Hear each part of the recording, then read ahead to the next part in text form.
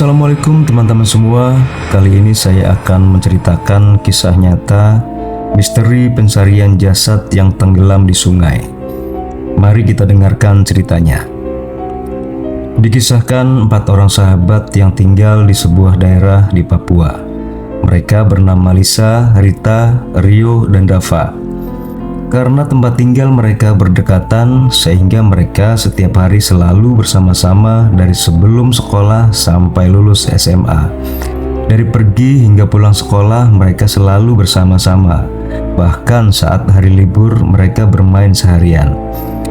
Karena tempat tinggal mereka di daerah perkampungan yang asri, mereka berempat selalu bermain, menghabiskan waktu dengan alam yang indah di Papua.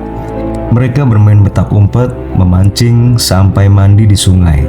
Sungai di tempat mereka tinggal masih sangat bersih. Airnya jernih, udaranya sejuk dan dingin. Suasana alam di Papua memang tidak diragukan lagi keindahannya, sehingga bisa menghipnotis wisatawan yang berkunjung ke sana. Suatu hari mereka berencana akan memancing ikan di sungai yang sangat terkenal luasnya. Arusnya tenang, airnya jernih, dan suasananya yang sangat asri. Di sungai tersebut banyak sekali ikan, dan apabila beruntung, pengunjung yang datang ke sungai itu bisa melihat burung bangau sedang menangkap ikan di sungai. Ketika hari yang disepakati untuk memancing telah tiba, tiba-tiba Dava mengirim pesan melalui WA grup yang beranggotakan 4 sahabat itu. Dava mengabarkan kalau dia tidak bisa bergabung buat mancing karena ibunya melarang Dava keluar rumah, karena saat itu Dava sedang sakit. Kemudian Rita pun membalas WA grup dengan candaan. "Oke Dava, jangan lupa jaga kesehatan biar cepat sembuh. Kalau kamu nggak jaga kesehatan, bisa-bisa kamu meninggoy, kan nggak seru. Kalau kamu mati, kita mancing cuma bertiga," kata Rita mengirim pesan dengan emot ketawa. Akhirnya jam 10 pagi, Lisa, Rita, dan Rio pergi ke sungai dengan berjalan kaki tanpa Dava. Jarak dari rumah ke sungai tidak memerlukan waktu yang lama, hanya 15 menit. Dalam perjalanan ke sungai, mereka habiskan dengan canda tawa. Sesampai di sungai, mereka mencari tempat yang teduh untuk memulai memancing. Namun hari itu agak berbeda dari hari biasanya. Biasanya setelah mereka melempar pancing ke sungai tanpa harus menunggu, ada ikan yang langsung memakan umpannya. Namun hari itu tidak ada satu ekor ikan pun yang berhasil ditangkap. Padahal di sungai itu banyak sekali ikannya. Sampai akhirnya Rita menyerah kelelahan. Dia izin untuk istirahat dan makan karena perutnya sudah kelaparan. Dia bangkit dari tempat duduknya menuju tenda yang sudah dibuat seadanya untuk menaruh bekal yang dibawa dari rumah. Akhirnya Lisa mengikuti Rita menuju tenda itu, sedangkan Rio lanjut memancing. Mereka berdua makan sangat lahap. Ketika mereka sedang asik makan, tiba-tiba Lisa merasakan ada seseorang yang mengelus-elus kepalanya. Sontak Lisa pun kaget dan menoleh ke belakang.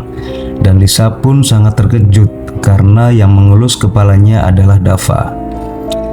Dan Dava tertawa melihat Lisa kaget.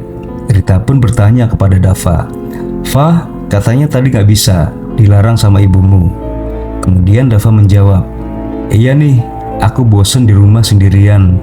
Tadi ibu pergi ke kebun, jadi aku susul kalian ke sini," kata Dava.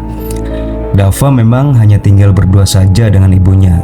Dava anak tunggal dan ayahnya sudah meninggal dunia sejak Dava duduk di kelas 6 SD.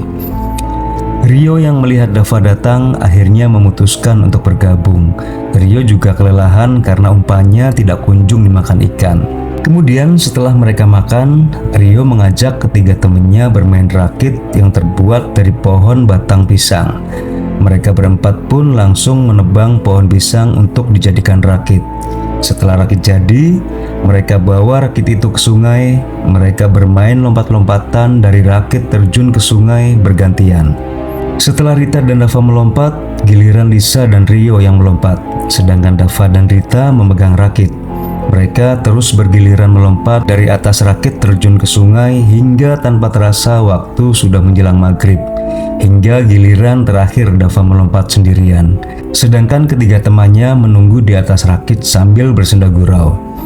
Namun tiba-tiba mereka terdiam sejenak dan saling bertatapan. Mereka heran, sudah 5 menit si Dava tidak juga muncul di permukaan air.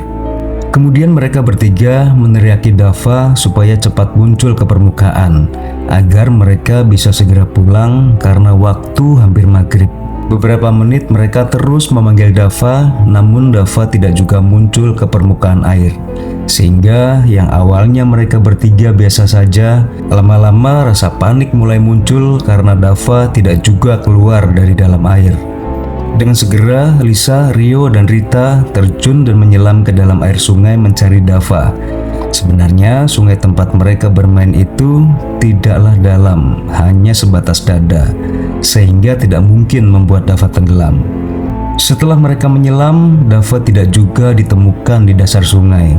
Pada akhirnya azan maghrib pun terdengar. Mereka memutuskan untuk pulang dan mencari bantuan ke kampung. Lisa dan Rita menuju ke rumah Dava untuk memberitahu ibunya. Sedangkan Rio menuju rumah kepala desa untuk meminta bantuan mencari Dava di sungai. Sesampai Lisa dan Rita di depan rumah Dava, mereka melihat Ibu Asih. Ibu Asih ini adalah ibunya Dava. Ibu Asih berdiri dan terlihat kecemasan di wajahnya.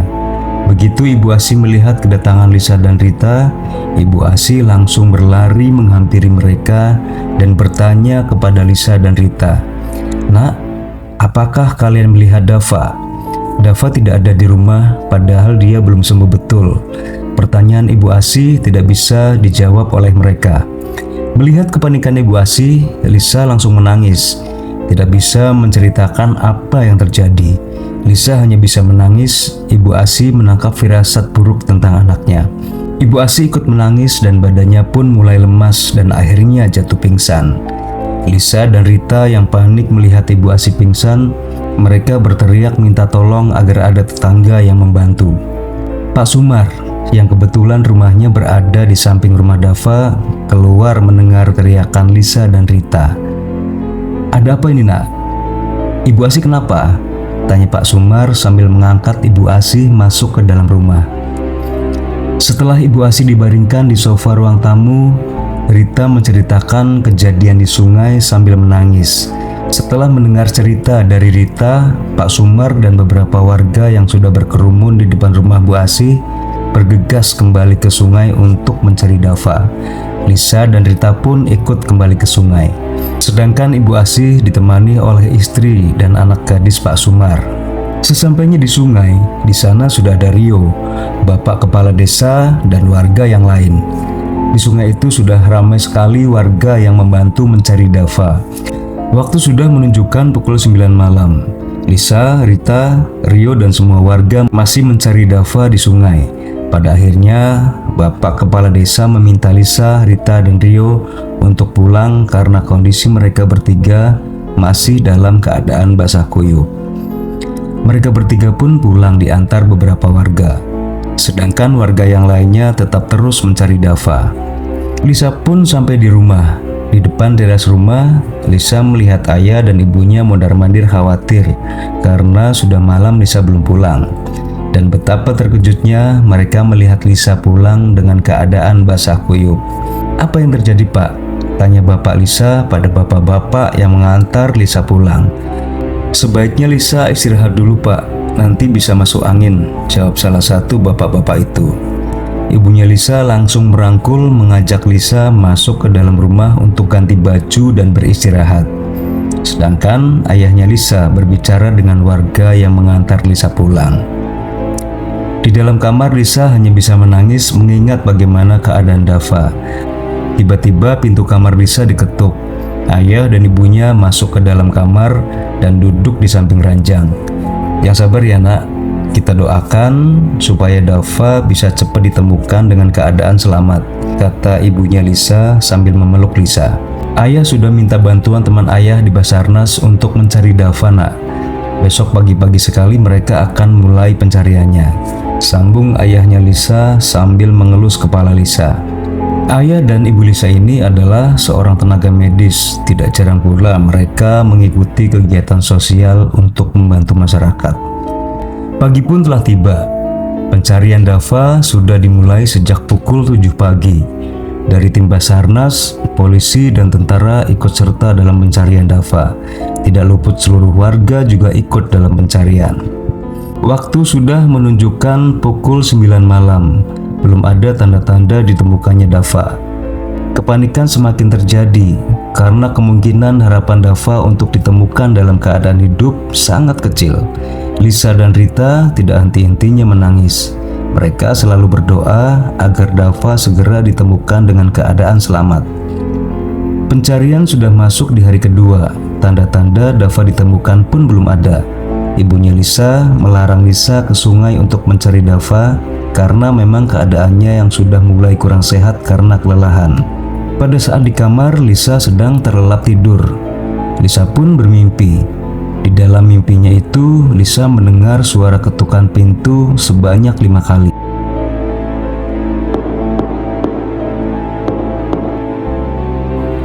Kemudian hening beberapa saat, dan terdengar lagi ketukan pintu yang sama sebanyak 5 kali. 5 hari sudah berlalu, pencarian Dava terus dilakukan, dan mimpi ketakutan Lisa pun masih terus terulang. Yang anehnya, setiap Lisa bermimpi, keadaan mimpi yang dia alami selalu sama, mulai dari tempat sampai jam dinding yang berada dalam mimpinya itu sama. Pada hari kelima, Lisa masih bermimpi yang sama, hingga dalam mimpinya itu dia beranikan diri untuk melihat ke jendela, untuk memastikan siapa yang mengetuk pintu setiap hari. Dan betapa terkejutnya dia ketika membuka tirai jendela dan mengintip ke arah pintu yang diketuk. Di depan pintu itu sudah berdiri dengan kaku sosok Dava yang mengetuk pintu dengan tatapan kosong. Di dalam mimpinya itu, Lisa memanggil nama Dava sambil menangis. Sayup-sayup Lisa mendengar Dava berkata, "Tolong bantaku." Lisa pun terjaga karena ibunya membangunkan. Karena hari itu Lisa harus pergi ke kampus. Sudah beberapa hari ini Lisa bolos kuliah karena memikirkan keadaan Dava, dan selain itu juga memang keadaan Lisa yang kurang sehat. Sesampainya Lisa di kampus, Lisa langsung masuk ke kelas, dan di sana sudah ada Rio dan Rita duduk sambil bercerita. Lisa pun langsung bergabung dengan mereka. Sambil menunggu dosen datang, Lisa menceritakan mimpi yang sudah dialaminya selama 5 hari berturut-turut kepada Rio dan Rita. Dan betapa terkejutnya mereka karena mimpi yang Lisa ceritakan sama persis seperti Rita dan Rio mimpikan. Sampai ucapan Dava dalam mimpi itu pun sama. Mereka pun sepakat setelah selesai mata kuliah terakhir akan ke rumah Dava untuk menceritakan mimpi mereka kepada Ibu Asih. Sepulang dari kuliah, mereka langsung pergi ke rumah Bu Asih. Sesampainya di rumah Bu Asih, mereka langsung dipeluk oleh Ibu Asih karena memang mereka sudah seperti saudara sendiri. Di dalam pelukan Ibu Asih, Lisa, Rio, dan Rita menangis sejadi-jadinya sampai suara tangisan mereka terdengar oleh tetangga sekitar. Tetangga yang mendengar suara tangisan itu datang untuk menenangkan mereka. Setelah keadaan sudah mulai kondusif, mereka bertiga menceritakan mimpi yang dialaminya kepada Ibu Asih. Setelah mendengarkan cerita itu, Bu Asih berlari menuju kamar Dava untuk mengambil bantal kesayangan Dava. Bu Asih meminta Lisa, Rita, dan Rio untuk pergi ke sungai membantu pencarian Dava. Sedangkan Bu Asih ditemani Pak Sumar pergi membawa bantal Dava ke rumah Mbah Sinin. Mbah Sinin ini adalah orang yang terkenal di kampung itu mempunyai ilmu bisa berkomunikasi dengan dunia lain. Sehingga Bu Asih meminta bantuan kepada Mbah Sinin untuk mengartikan mimpi yang dialami oleh Lisa, Rita, dan Rio. Singkat cerita, Lisa, Rita, dan Rio sudah berada di sungai. Mereka berdoa bersama agar Dava bisa ditemukan. Waktu sudah menunjukkan jam 5 sore. Ketika Lisa dan Rita ingin kembali pulang, tiba-tiba Bu Asih datang sambil membawa bantal milik Dava. "Di mana tempat anakku tenggelam?" tanya Bu Asih sambil mendorong-dorong tubuh Rio. Sedangkan Pak Sumar yang berada di sampingnya berusaha menenangkan Bu Asih. "Bu Asih tenang dulu, biar saya saja yang menjelaskannya," kata Pak Sumar. Bu Asih pun menyerahkan bantal milik Dava ke Pak Sumar. Sedangkan Bu Asih dibawa ke posko untuk menenangkan diri. "Begini nak, Tadi Mbah Sinin meminta bantal Dava diletakkan di tempat terakhir Dava tenggelam, kata Pak Sumar menyampaikan pesan Mbah Sinin. Akhirnya Rio dan Pak Sumar berjalan menuju sungai di mana tempat terakhir kali Dava melompat dari rakit. Begitu sampai di tempat tujuan, Pak Sumar meletakkan bantal milik Dava di atas air. Betapa terkejutnya warga yang melihat. Begitu bantal diletakkan di atas air, bantal tersebut langsung tenggelam seperti tersedot ke dalam air. Kemudian setelah bantal itu tenggelam, muncul gelembung-gelembung dari dalam air. Rio, Pak Sumar, dan beberapa warga yang ada di dalam sungai mulai menyingkir karena gelembung yang keluar mulai banyak. Dan tiba-tiba jasad Dava berlahan-lahan muncul ke permukaan sungai. Semua yang ada di tempat itu terkejut menyaksikan hal itu. Jasad Dava muncul dengan keadaan utuh dan tidak berbau, padahal sudah berada 5 hari di dalam air sungai. Akhirnya jasad Dava dievakuasi dan dibawa ke rumah duka untuk disemayamkan. Akhirnya Dava bisa disemayamkan dengan layak dan beristirahat dengan tenang. Itulah teman-teman semua kisah nyata tentang pencarian jasad seorang Dava yang akhirnya bisa ditemukan dengan cara seperti itu. Kalau teman-teman suka cerita ini, silahkan subscribe, like, share, dan komen. Terima kasih teman-teman semua. Assalamualaikum warahmatullahi wabarakatuh.